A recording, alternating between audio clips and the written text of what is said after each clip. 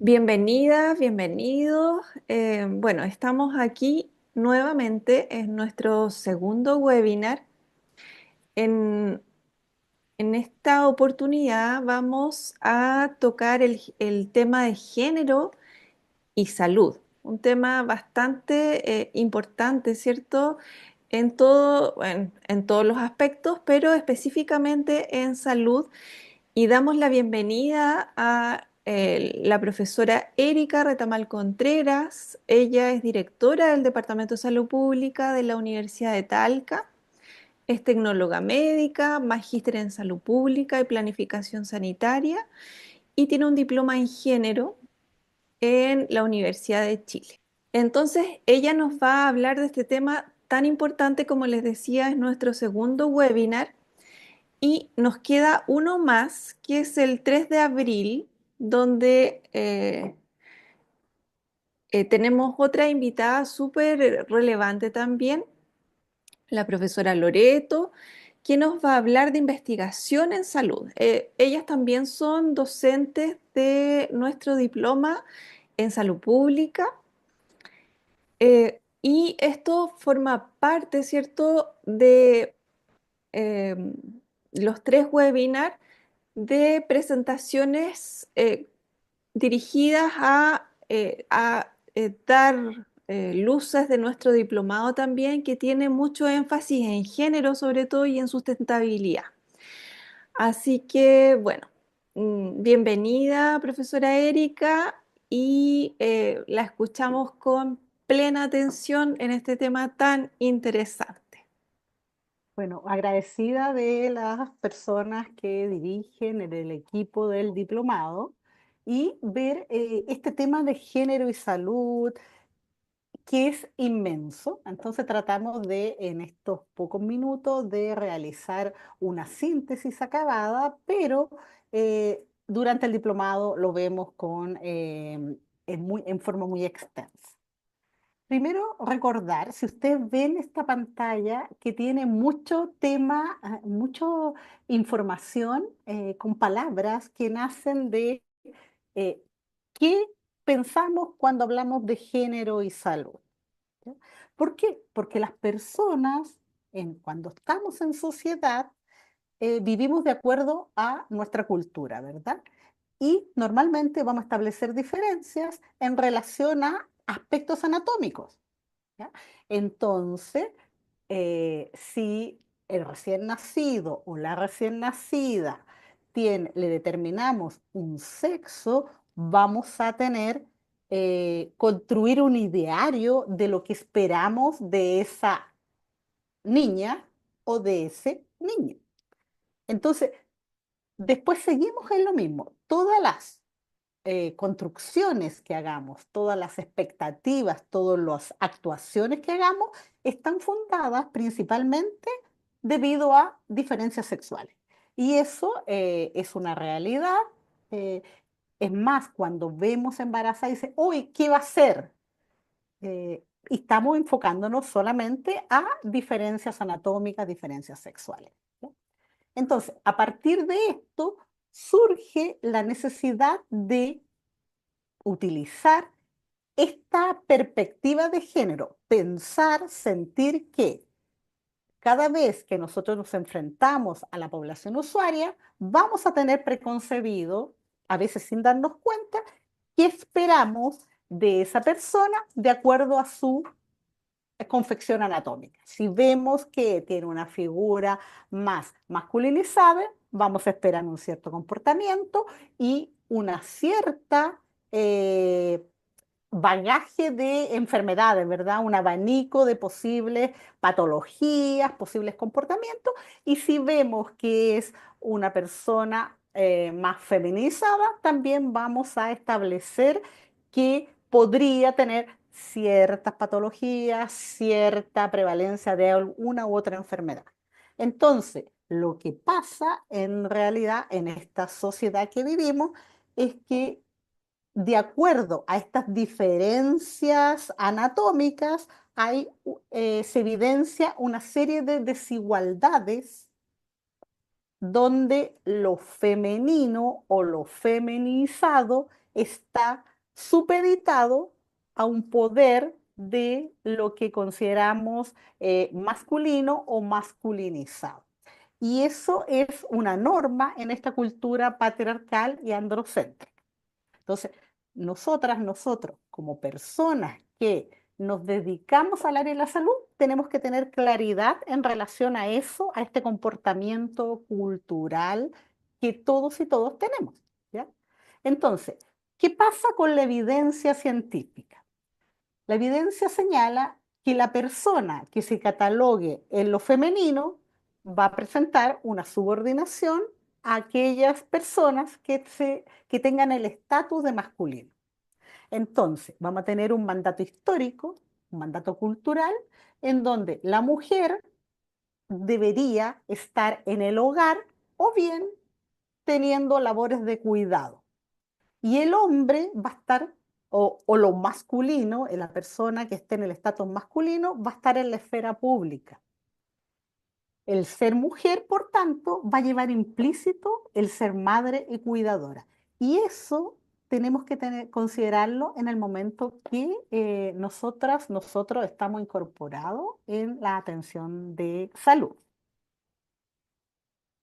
Entonces, después de esta introducción muy sucinta, vamos a ver qué temas vamos a tratar. Este concepto de género, del sistema sexogénero, vamos a ver género como determinante social de la salud y el concepto de interseccionalidad y salud, y vamos a ver una serie de ejemplos de cómo el género, esta construcción social, va a determinar el estado de salud de las personas y de las poblaciones.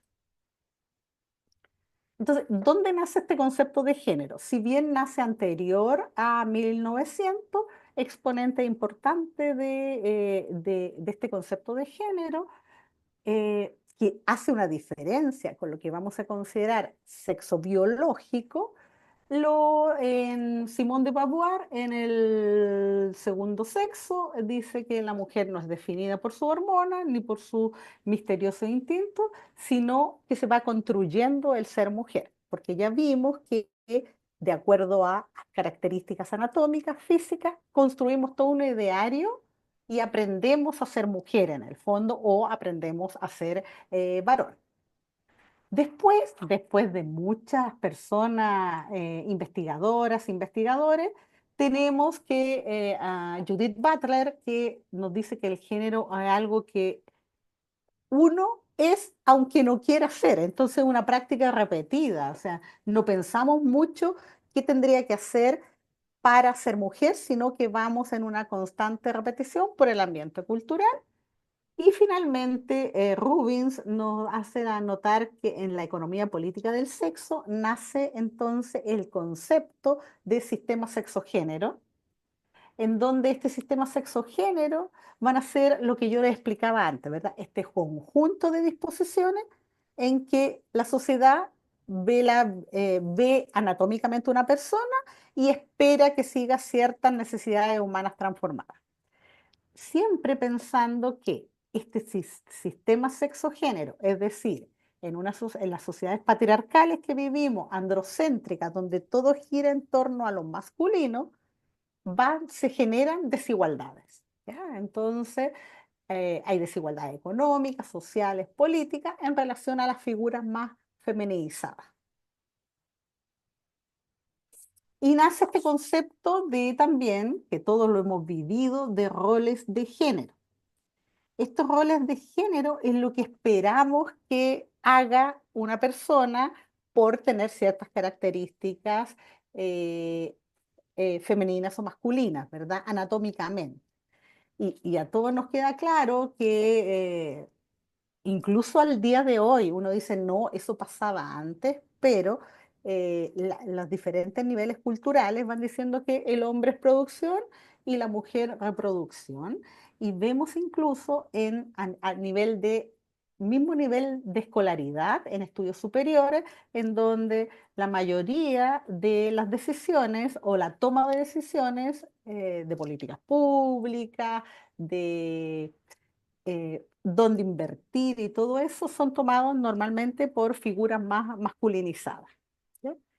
También va en relación a las capacidades y actitudes, vemos cómo niñas y niños actúan de diferentes formas. Yo siempre pongo el ejemplo de los recreos en los colegios, cómo esta idea de ocupar el espacio está condicionada por una figura anatómica. Entonces, quienes ocupan todo el patio en los recreos normalmente son estos niños, estas figuras masculinizadas, que hacen jugar fútbol. En cambio, esta figura, estas niñas o figuras feminizadas, lo que hacen es tener espacios más reducidos. Y eso se va replicando en, a medida que avanza el ciclo de vida de las personas. Hay mucho chiste, ¿verdad? De que un hombre en una micro, en un metro, en un colectivo, pierna abierta y ocupando más espacio, y la mujer, piernas más juntas y todo eso y no hay razones de peso para esta actitud.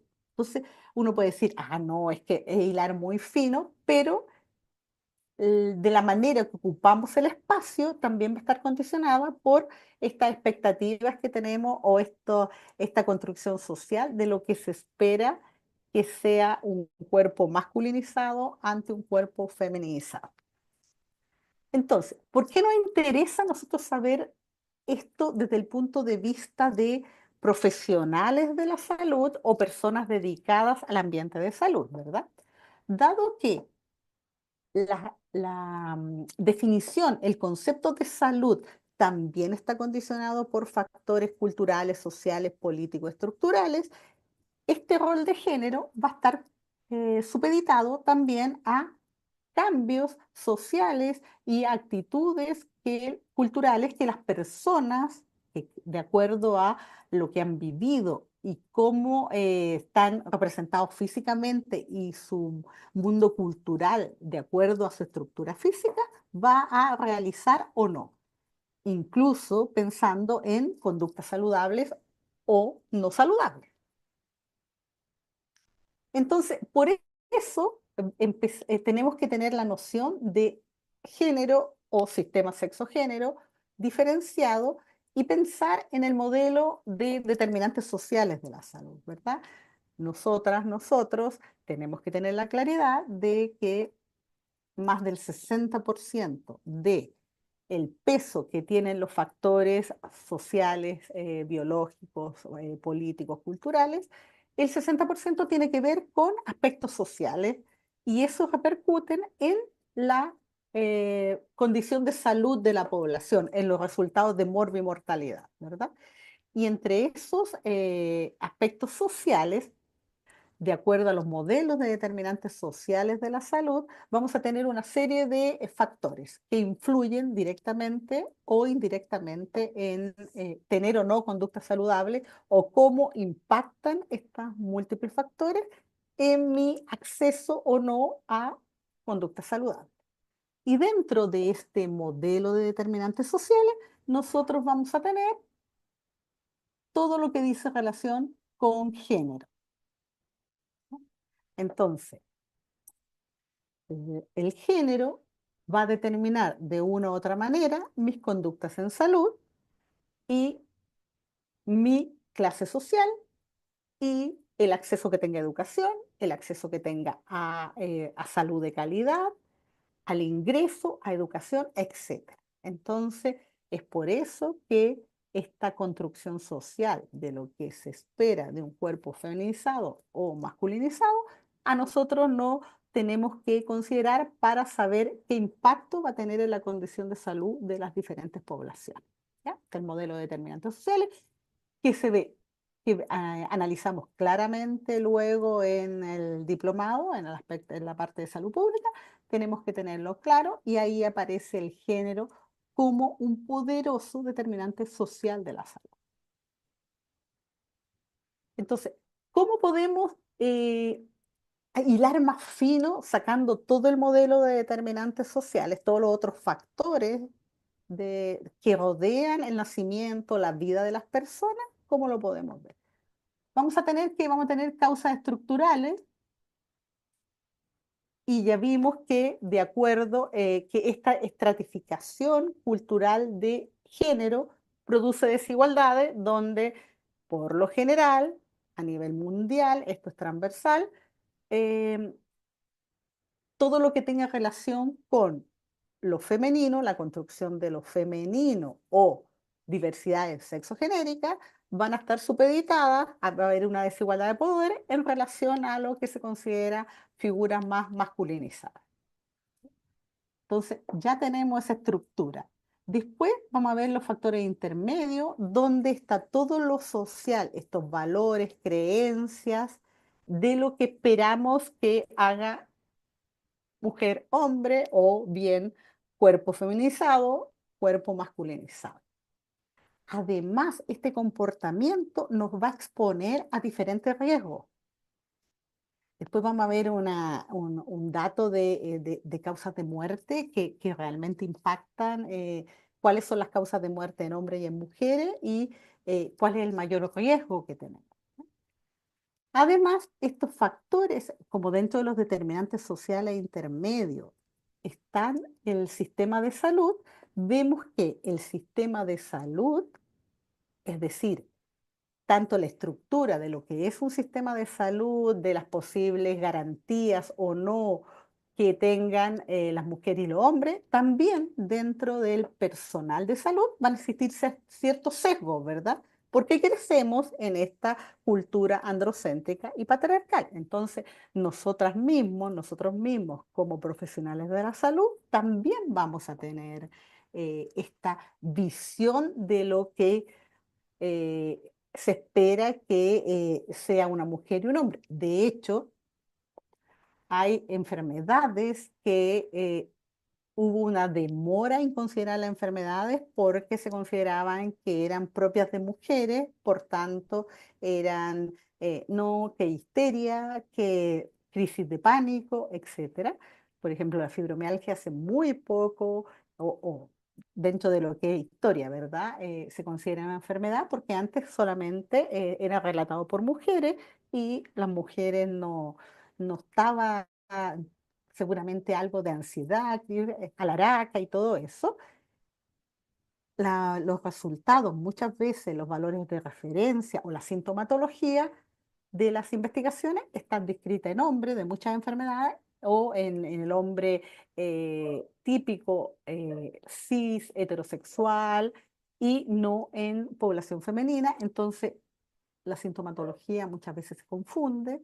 Ya es bien sabido lo que pasa con el infarto agudo del miocardio y una serie de sesgos del sistema de salud y también de la evidencia científica, porque la ciencia también ha tenido este doble rol en no incorporar a toda la diversidad de posibles poblaciones que tiene como sujetos de estudio. Bueno, y las consecuencias, por supuesto, de teniendo el rol de género como determinante social de la salud, es que los resultados de salud van a estar diferenciados y muchas veces condicionados por aspectos sociales y económicos, más aún en mujeres que en hombres. Entonces, ¿qué tenemos finalmente como género y salud? Definitivamente, esta construcción social de género va a crear inequidades sanitarias. Estas desigualdades sanitarias se deben a la distribución desigual del poder, y eso es claro, pero también a estas desigualdades sanitarias, esta construcción de género, se van a ir sumando otros determinantes sociales o factores que, que influyen en la vida de las personas. Claramente, si tenemos a la mitad de la población supeditada a la otra mitad, esto sí o sí afecta la sostenibilidad y está muy documentada en relación a la persecución de los objetivos de desarrollo sostenible, ¿ya? Porque pensemos que la mitad de la población está supeditada o impedida muchas veces de acceder a conocimiento, educación, una mejor situación socioeconómica o lograr una mejor calidad de vida por la otra mitad de la población. ¿Está? Y todos estos factores, de una u otra manera, también van a influir en el equipo de salud, que al ser una labor de cuidados, y se acuerdan que veíamos que la labor de cuidado estaba preferentemente asociado a estos cuerpos feminizados, a las mujeres, también tenemos una mayoría de profesionales de la salud en donde hay una mayor cantidad de mujeres. Entonces, veamos un poco de datos. En cuanto a ingreso, nosotros vemos que la mayoría de las mujeres tienen un ingreso menor a los hombres, incluso en igualdad de estudios académicos. Yo siempre converso con muchas personas y todo eso, decimos, eh, una familia en donde hay una separación, un divorcio, normalmente la mujer baja su nivel socioeconómico, o la mayoría, porque en todo esto hay excepciones, pero la mayoría, y si los hijos, las hijas se quedan con la mamá, también baja el nivel socioeconómico a estar con la figura masculina y todo eso, ¿ya? Y eso incluso impacta en los hijos, las hijas.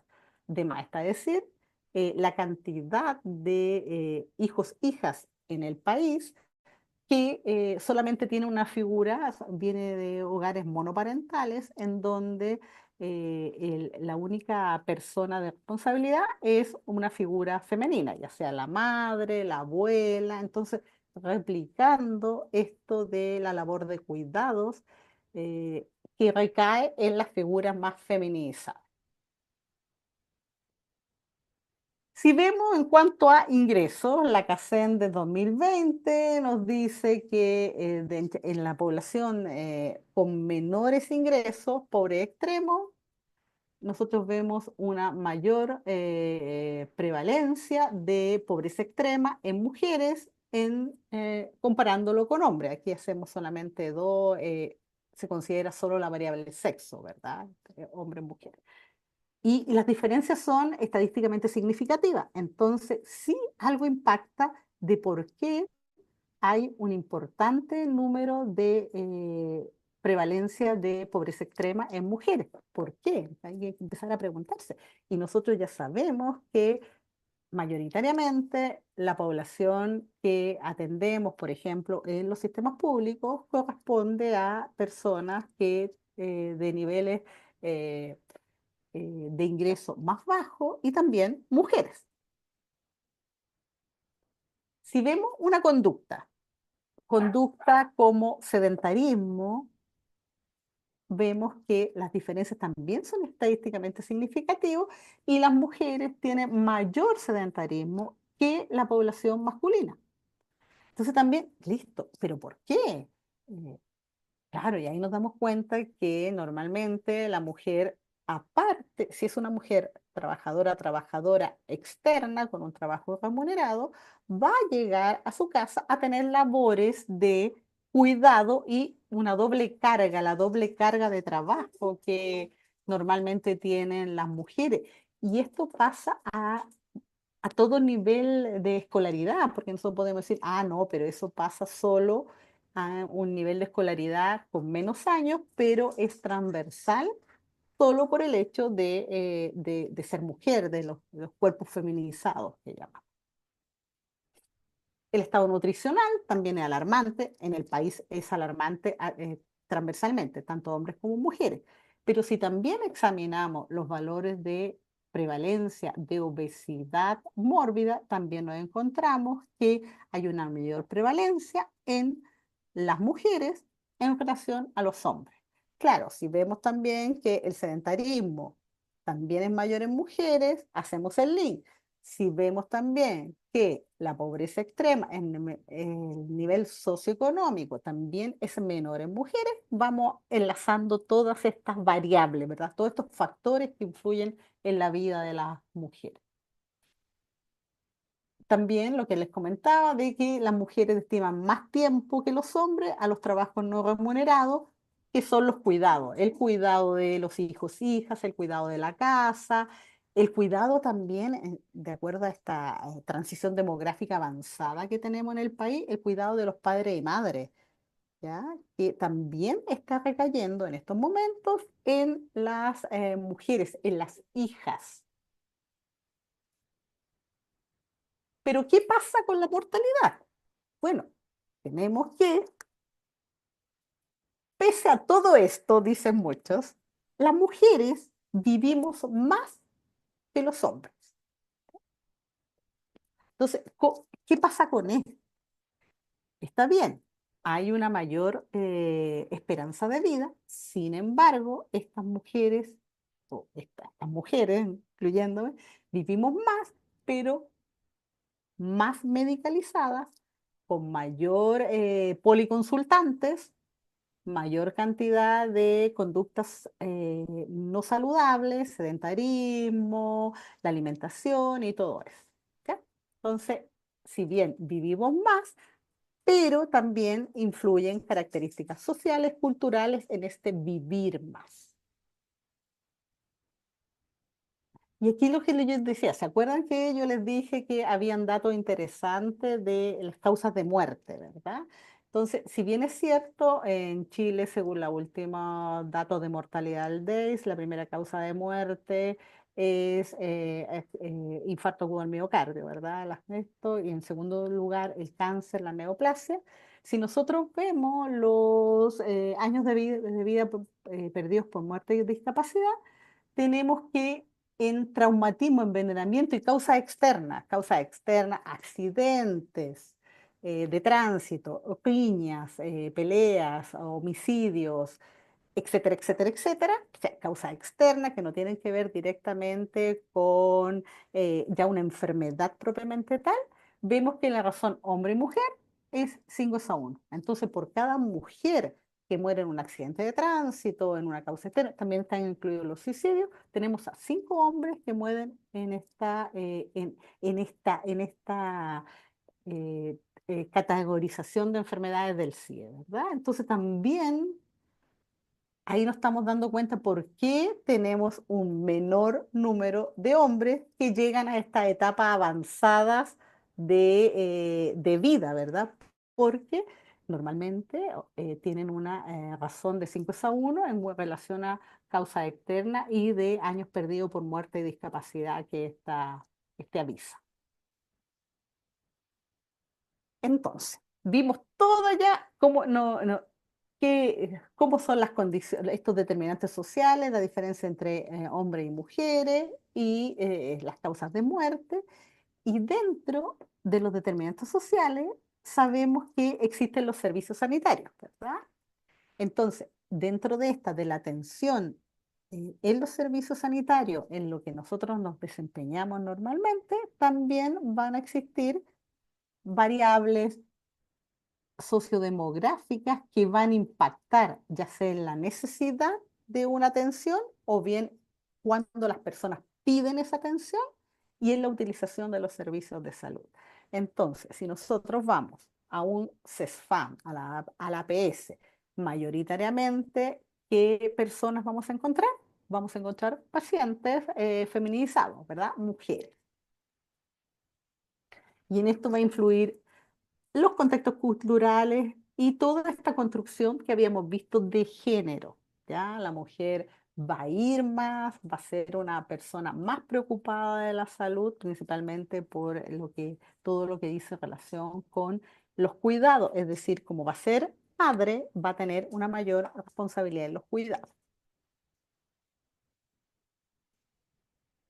Y también vemos otro determinante social hace poco incorporado, que es la migración. La migración se considera un determinante social de la salud, dado que el ser migrante va a estar aparejado con múltiples factores que van a hacer más fácil su incorporación al país o más complejo. Y dentro de estos factores que van a determinar la facilidad o la problemática que tenga, también vamos a tener esta variable de género como uno de los factores biológicos, culturales, sociales, que va a influir en cómo esta migración se va a llevar a cabo o no. Entonces, después de todo esto, tendríamos que hacernos la pregunta de qué características o qué factores relacionados con las personas, las condiciones en que las personas nacen, crecen, se desarrollan, tendría la persona con peores condiciones de vida. No sé si alguien me quiere contestar.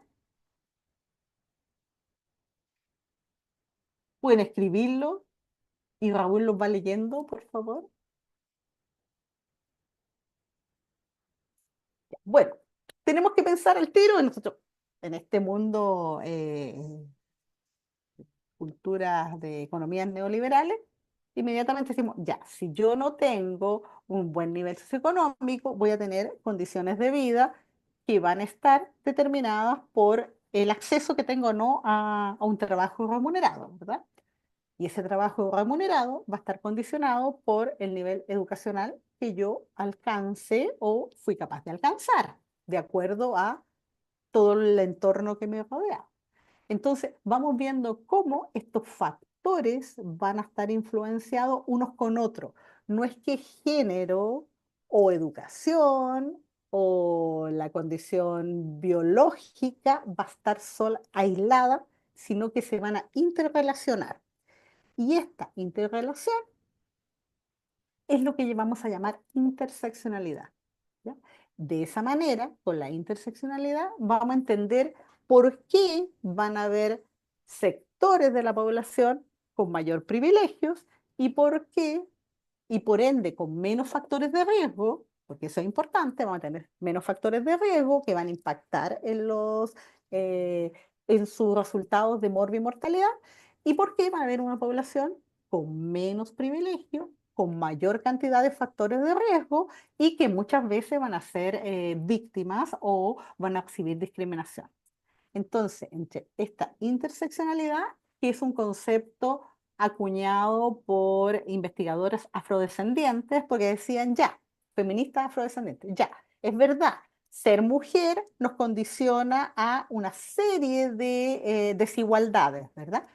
Pero ser mujer, ser una mujer de raza negra, ser una mujer pobre, etcétera, etcétera, etcétera, va a ser peor que ser mujer con un nivel educacional alto y ser mujer blanca.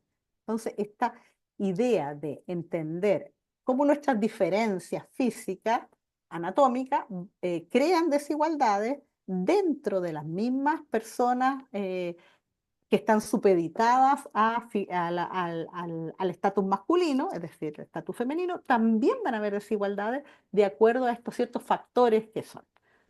¿No? Entonces, todo esto tiene que ver, incluyendo la orientación sexual, y aquí vemos todo lo que pasa con las diversidades sexogenéricas, donde también están discriminadas de acuerdo a esta construcción social que tenemos.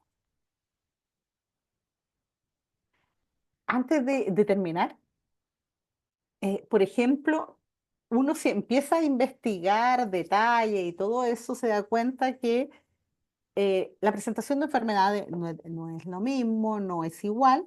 Y si investigamos en relación a orientación sexual, diversidad y sexogenérica, vemos que es- en cierto modo la población en estos momentos adolescente o población joven tiene un gran problema de salud mental y las cifras así lo dicen.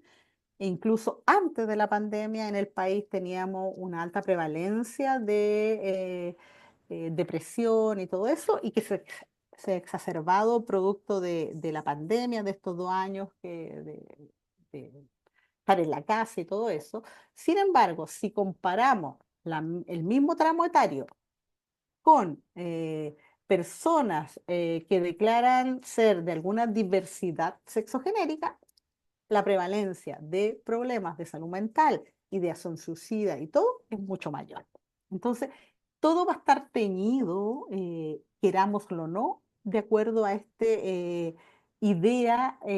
distribución desigual que existe en relación a cuerpos feminizados supeditados a cuerpos masculinizados, es decir, esta desigualdad que existe en ser hombre y ser mujer al final.